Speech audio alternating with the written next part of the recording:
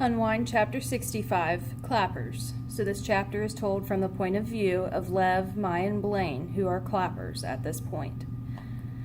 Who can say what goes through the mind of a clapper in the moments before carrying out that evil deed? No doubt whatever those thoughts are, they are lies. However, like all dangerous deceptions, the lies that clappers tell themselves wear seductive disguises. For clappers who have been led to believe their acts are smiled upon by God, their lie is clothed in holy robes and has outstretched arms promising a reward that will never come. For clappers who believe their act will somehow bring about change in the world, their lie is disguised as a crowd looking back at them from the future, smiling in appreciation for what they've done. For clappers who seek only to share their personal misery with the world, their lie is an image of themselves freed from their pain by witnessing the pain of others. And for clappers who are driven by vengeance, their lie is a scale of justice, weighted evenly on both sides, finally in balance. It is only when a clapper brings his hands together that the lie reveals itself, abandoning the clapper in that final instant so that he exits this world utterly alone, without so much as a lie to accompany him into oblivion, or her. The path that brought Mai to this place in her life was full of fury and disappointment. Her breaking point was Vincent. He was a boy no one knew. He was a boy she met and fell in love with in the warehouse more than a month ago. He was a boy who died in mid-air, crammed into a crate with 4 other kids who choked on their own carbon dioxide. No one seemed to notice his disappearance, and certainly no one cared. No one but Mai, who had found her soulmate and had lost him the day she arrived in the graveyard. The world was to blame, but when she secretly witnessed the Admiral's Golden Five burying Vincent and the others, she was able to give faces to her fury. The Goldens buried Vincent not with respect, but with profanities. They cracked jokes and laughed. They covered the 5 dead boys carelessly with dirt like cats cover their turds. Mai had never felt such rage. Once Cleaver befriended her, she told him what she had seen, and he agreed that revenge was in order. It was Cleaver's idea to kill the Goldens. It was Blaine who drugged them and brought them to the FedEx jet, but it was Mai who sealed the hatch of the crate. It was amazing to her that killing could be as easy as closing a door. After that, there was no turning back for Mai. Her bed had been made. All that remained was for her to lie in it. She knows that today will be the day she climbs in and goes to her rest. Once inside the chop shop, she finds a storage room full of surgical gloves, syringes, and shiny instruments she cannot identify. She knows Blaine is somewhere in the north wing of the building. She expects Lev is in position 2, standing on the loading dock at the back of the chop shop. At least that's the plan. It's now 1 o'clock on the nose. Time to do this. Mai enters the storage room and closes the door, and waits. She will do this, but not quite yet. Let one of the others go. She refuses to be the first. Blaine waits in a deserted hallway on the 2nd floor. This area of the chop shop doesn't appear to be in use. He has decided not to use his detonators. Detonators are for wimps. For a hardcore clapper, a single, powerful clap is enough to bring it on, even without detonators, and Blaine wants to believe he's hardcore like his brother was.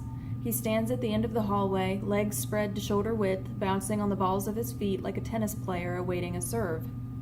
His hands are held apart, but he waits. He's hardcore, yes, but he's not going first. Lev has convinced the psychologist that he's suitably relaxed. It's the best acting performance of his life because his heart is racing and there's so much adrenaline flooding his blood he's afraid he'll spontaneously combust. Why don't you go back to the tithing house, the doctor suggests. Spend some time getting to know the other kids. Make an effort, Lev. You'll be glad you did. Yes, I'll do that, thank you. I feel better now. Good. The counselor motions to the pastors and everyone rises. It's 1:04. Lev wants to race out the door, but he knows that will just get him another therapy session. He leaves the office with the pastors, who babble about his place in the scheme of things and the joys of tithing. It's only as Lev gets outside that he becomes aware of the commotion. Kids are all running from their activities and into the commons between the dormitories and the chop shop. Have Blaine and Mai gone off already? He didn't hear any explosions. No, this is something else. It's the Akron AWOL, he hears one of the kids shout. He's being unwound. That's when Lev spots Connor. He's halfway down the red carpet, marching with 2 guards right behind him. Kids have gathered in the grassy commons, but they keep their distance as more kids arrive. They're spilling out of the dormitories, the dining hall, everywhere. The band has stopped playing in the middle of a tune. The keyboardist, a girl, wails at the sight of Connor on the redstone path. Connor looks up at her, halts for a second, and blows her a kiss before continuing on. Lev can hear her crying. Now guards, staffers, and counselors converge on the quad in panic, trying to herd this volatile gathering of kids back to their places, but no one will leave. The kids just stand there. Maybe they can't stop this, but they can witness it. They can be there as Connor strides out of this life. "Let's hear it for the Akron AWOL," one boy shouts. "Let's hear it for Connor," and he starts to applaud. Soon the entire crowd of kids is applauding and cheering Connor as he marches down the red carpet. Applause. Clapping. Mayan Blaine! Suddenly, Lev realizes what's about to happen. He can't let Connor go in there. Not now. He's got to stop him. Lev breaks away from the pastors. Connor is almost to the steps of the chop shop. Lev races between the kids, but he can't push his way through them. If he does, he knows he'll detonate. He must be quick, but he must be careful, and being careful slows him down. "Connor!" he screams, but the cheers all around him are too loud, and now the band has begun to play again. They're playing the national anthem, just like they do at the funerals of great Americans. The guards and the staff can't stop this. They try, but they can't, and they're so busy trying to control the crowd they let Lev slip past onto the red carpet. Now he has a clear path to Connor, who's begun climbing the steps. Lev screams his name again, but Connor still can't hear. Although Lev races down the path, he's still 20 yards away when the glass doors open and Connor steps inside with the guards. "No, Connor, no!" But the doors close. Connor is inside the chop shop, but he won't be unwound. He's going to die, just like everyone else inside, and as if to complete Lev's failure, he finally takes a look up at the roof to catch the gaze of the keyboard player looking down at him. It's Risa. How could he have been so stupid? He should have known it was her from the way she wailed and from the kiss Connor blew her. Lev stands there petrified with disbelief. And then the world comes to an end. Blaine still stands at the end of the hall, waiting for someone else to go first. "Hey, who are you? What are you doing here?" a guard shouts at Blaine. "Stay back," Blaine says. "Stay back or else." The guard pulls out his tranq pistol and speaks into his radio. "I got an unwind loose up here. I need backup." "I'm warning you," says Blaine, but the guard knows exactly how to deal with an unwind loose in the chop shop. He aims his tranq gun at Blaine's left thigh and fires. "No!" But it's too late. The impact of a tranq bullet is more effective than any detonator. Blaine and the guard are instantly incinerated as the 6 quarts of liquid explosive coursing through Blaine's body ignites. Mai hears the explosion. It shakes the entire storage room like an earthquake. She doesn't think about it. She can't. Not anymore. She looks at the detonators on her palm. This is for Vincent. This is for her parents who signed the unwind order. This is for the whole world. She claps once.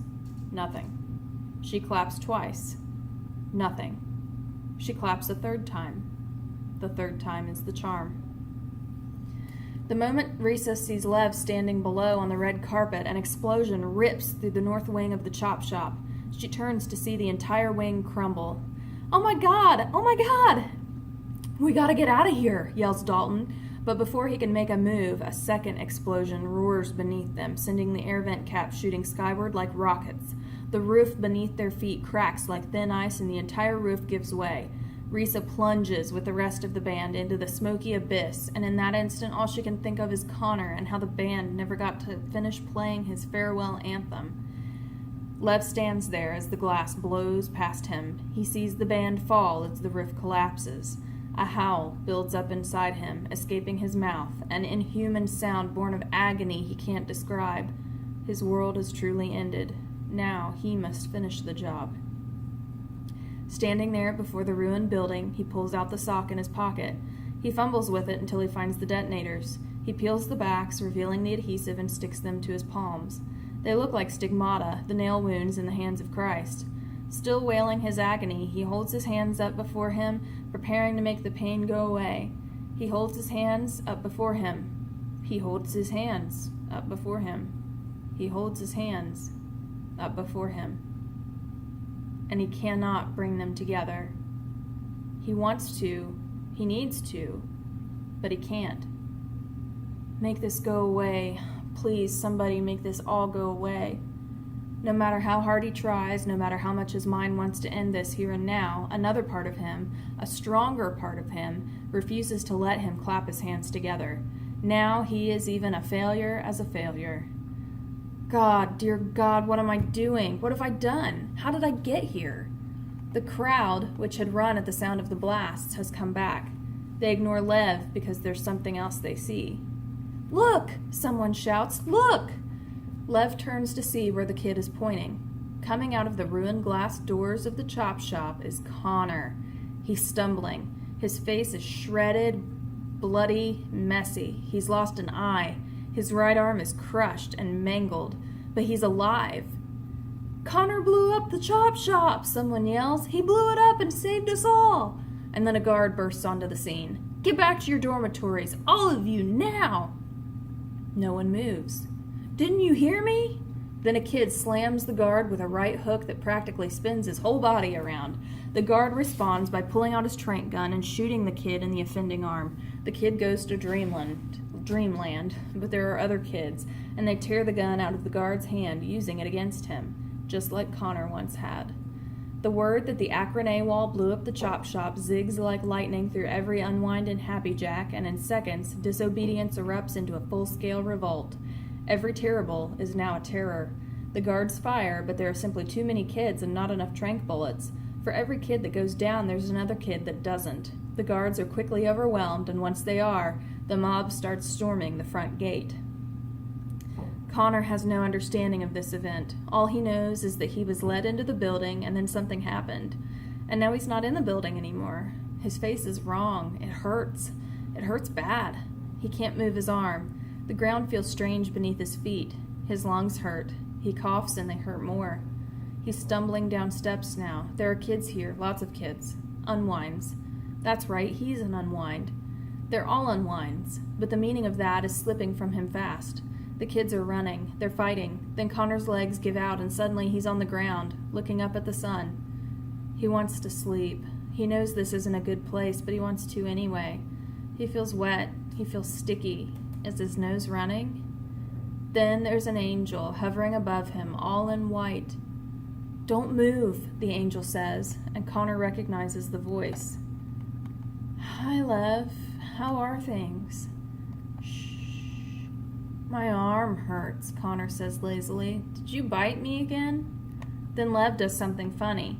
He takes off his shirt, then he tears his shirt in half. He presses half the torn shirt to Connor's face. That makes his face hurt more. He groans. Then Lev takes the other half of his shirt and ties it around Connor's arm. He ties it tight. That hurts too. Hey, what? Don't try to talk, just relax. There are others around him now. He doesn't know who. A kid holding a tranq pistol looks at Lev and Lev nods. Then the kid kneels down next to Connor. This is going to hurt a little, says the kid with the tranq gun, but I think you need it. He aims uncertainly at various parts of Connor's body, then settles on Connor's hip. Connor hears the gunshot, feels a sharp pain in his hip, and as his vision begins to darken, he sees Lev hurrying shirtless toward a building that's pouring out black smoke. Weird, says Connor, and then his mind goes to a quiet place where none of this matters.